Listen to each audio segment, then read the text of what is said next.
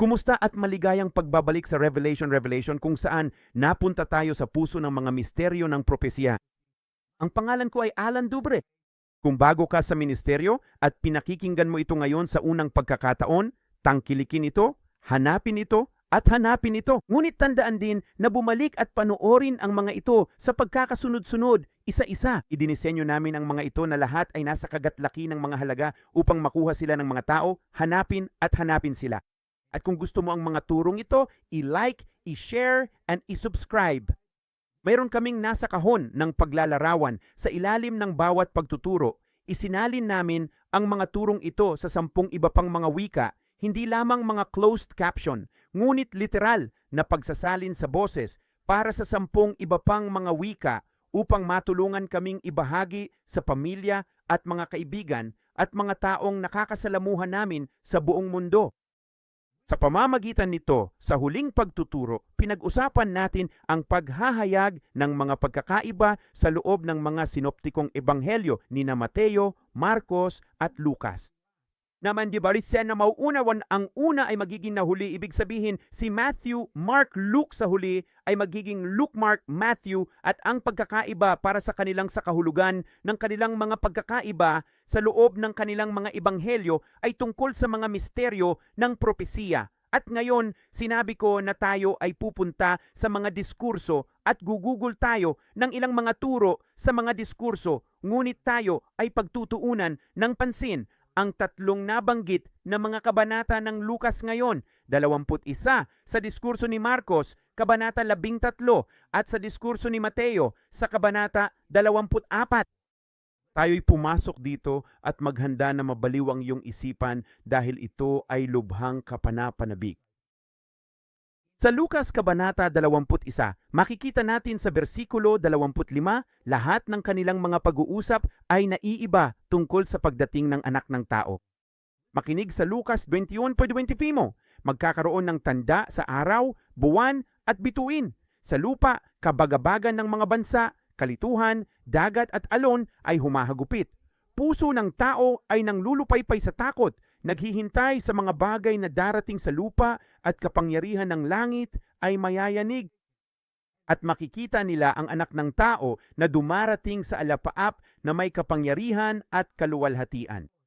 Kapag nakita nila ang mga bagay na ito na nagsisimulang mangyari, tumingala at itaas ang inyong mga ulo sapagkat ang inyong pagtubos ay malapit na. Alam mo ba na ang salitang ito para sa pagtubos sa Lucas Kabanata 21, G629 sa Griego ay matatagpuan lang sa Ebanghelyo ni Lucas, wala sa Marcos at Mateo. Ngayon panoorin ito. Itong pagdating ng anak ng tao o ang anak ng tao na dumarating sa isang ulap, ang salitang ulap ay isahan. At ang salitang in ay ang salitang Griego na 1722 na nangangahulugang in. Ngunit ang salitang ulap ay isahan. Ngayon panoorin ito sa diskurso ni Marcos, Kabanata 13, pakinggan kung paano ito ipinaliliwanag. Sa Marcos 13, simula sa bersikulo 24, sinabi nito, sa mga araw na iyon pagkatapos ng kapighatian. Ngayon, mayroon kang salitang kapighatian na makikita sa Ebanghelyo ni Marcos at Mateo. Alam mo ba ang salitang kapighatian? Ang Greek 23:47 ay hindi matatagpuan sa Ebanghelyo ni Lucas. May dahilan ito. Ngunit sinasabi nito pagkatapos ng kapighatiang iyon, hindi ang katapusan ng lahat ng kapighatian. Hanggang ngayon ang sinasabi nito, iyan ang kahulugan pagkatapos ng kapighatiang iyon. Tingnan mo ang sinasabi nito, ang mga bituin sa langit ay mahuhulog. Alalahanin mo iyon sa ibang pagkakataon. Verse 26, pakinggan mo ito. At kung magkagayoy makikita nila ang anak ng tao na dumarating na nasa mga alapaap. Ito ay parehong Greek 1722, ngunit ang mga ulap ay maramihan. Hindi ito katulad ng pagdating ni Luke.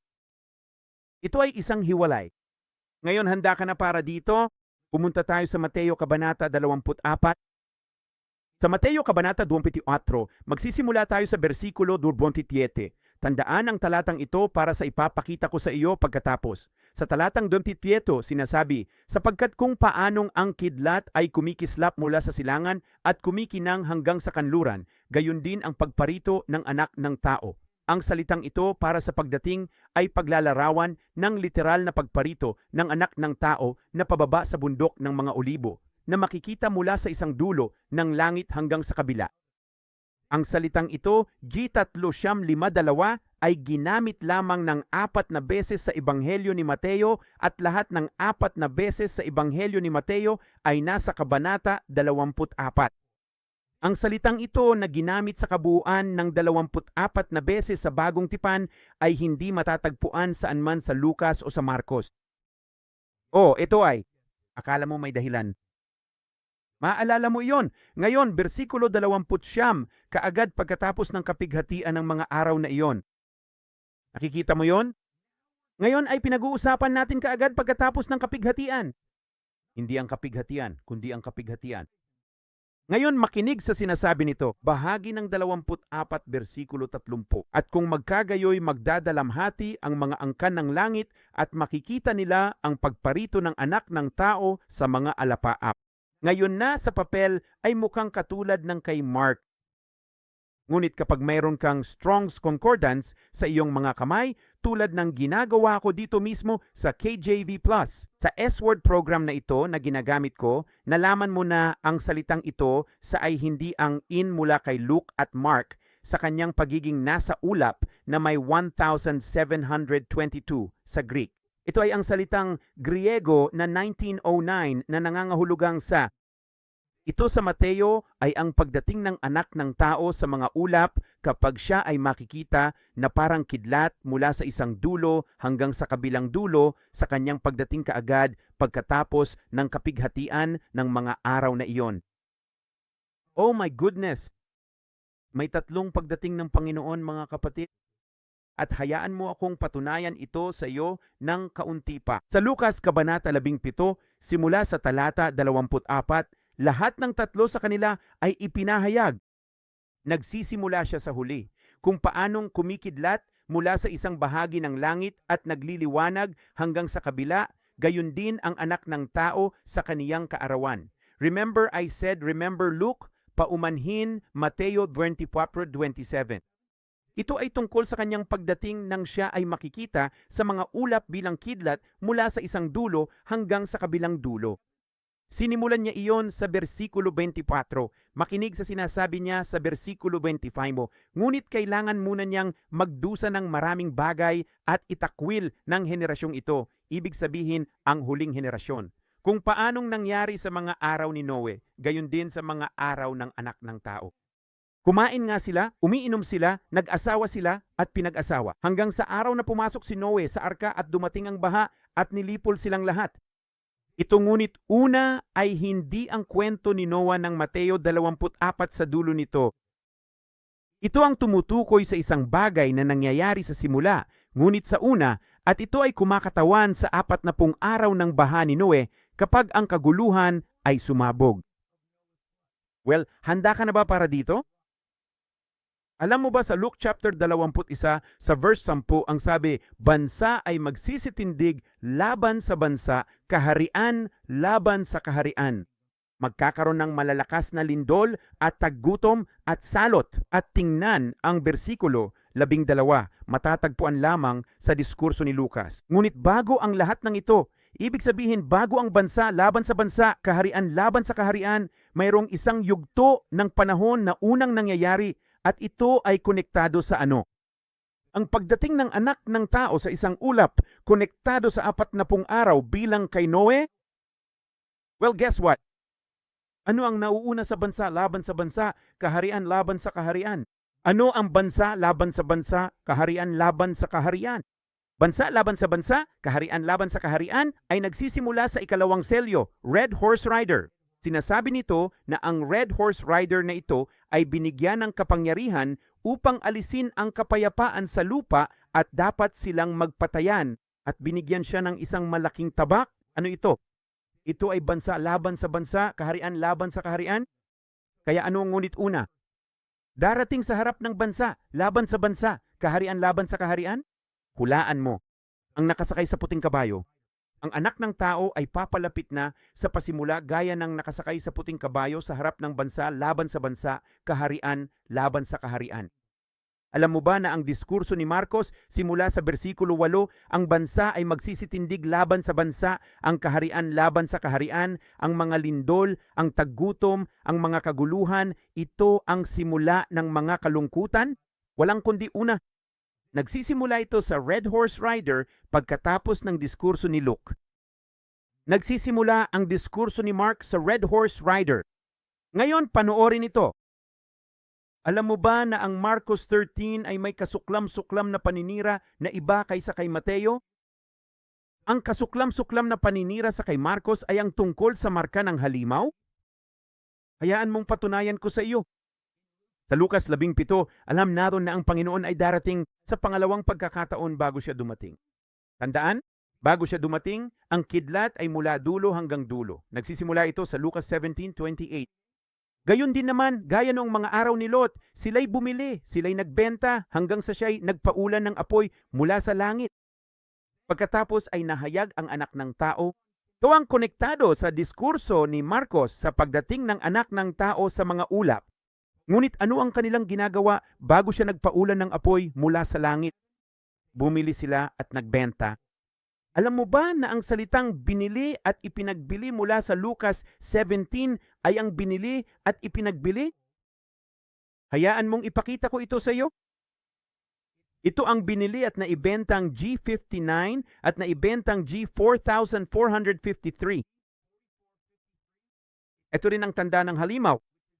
Kapag bumili at nagbebenta sila sa oras ng marka ng hayop, bumili ng G59, magbenta ng G4453. Ang kasuklam-suklam na paninira sa diskurso ni Marx ay ang pagbili at pagbebenta ng marka ng halimaw hanggang sa mapuksa ang lahat sa pagdating ng anak ng tao sa mga ulap na eksakto kung bakit ano. Sa diskurso ni Marcos, sinabi nito ang mga bituin sa langit. Ang mga bituin ay babagsak, ikinalulungkot, ang mga bituin sa langit ay babagsak sa pagdating ng anak ng tao sa mga ulap. At sa Apokalipsis 13, paumanhin sa Apokalipsis 6, sa dulo ng ika-6 na tatak, at ang mga bituin sa langit ay mahuhulog sa lupa. At kailan ito? Umiiyak sila ng mga bato at bumagsak sa atin ng mga bundok at ikinukubli tayo mula sa mukha ng nakaupo sa trono. Sapagkat ito ang dakilang araw ng puot ng Panginoon. Alam mo ba na sa Mateo Kabanata 24, may isa pang kasuklam-suklam na paninira na nagaganap? At iyon ay dahil ang kasuklam-suklam na paninira sa Mateo ay dahil ang templo ay muling itinayo sa unang bahagi ng mga trumpeta. At saka ano ang mangyayari? Nakikita ba natin ang malaking kasuklam-suklam na iyon ng paninira kung gayon ang anak ng tao ay darating na muli gaya ng kidlat mula sa isang dulo hanggang sa kabilang dulo na nagsasabi kaagad pagkatapos ng kapighatian sa mga araw na iyon ay kapag siya ay makikitang dumarating sa mga ulap at ito ay nagsasabing ito ay magiging kasabay ng malakas na tunog ng trumpeta. Alam mo ba kung ano ang trumpeta na iyon? Siyempre, ito yung sinabi niya sa Luke 17:24. Kapag siya ay makikita na parang kidlat mula sa isang dulo hanggang sa kabilang dulo, gaya ng Mateo 24:27, tingnan kung ano ang sinasabi nito. Ang tunog ng trumpeta ay kaagad pagkatapos na natagpuan sa Apokalipsis 11:15 sa tunog ng ang ikapitong anghel ay humihip, may mga malalakas na tinig sa langit na nagsasabi, ang mga kaharian ng mundong ito ay naging mga kaharian ng ating Panginoon at ng kanyang Kristo at siya ay maghahari magpakailanman. At ito ay nakumpirma sa amin sa Apokalipsis Kabanata 10, Versikulo 7, ngunit sa mga araw ng tinig ng ikapitong anghel, kapag siya ay nagsimulang humihip, ang hiwaga ng Diyos ay matatapos, gaya ng kanyang ipinahayag sa kanyang mga tagapaglingkod, ang mga propeta. Bakit? Dahil makikita siyang parang kidlat mula sa isang dulo hanggang sa kabilang dulo? Mga kapatid, maglaan ng oras. Hanapin ito. Hanapin ito. Dumaan at pag-aralan ang mga bagay na ito para sa iyong sarili. Dalangin kong pagpalain ka nito at ibabahagi mo ito sa marami pang iba. Pagpalain ka ng Diyos. Pagpalain ng Diyos ang iyong mga pamilya. Kakausapin ka namin sa lalong madaling panahon. Bye muna.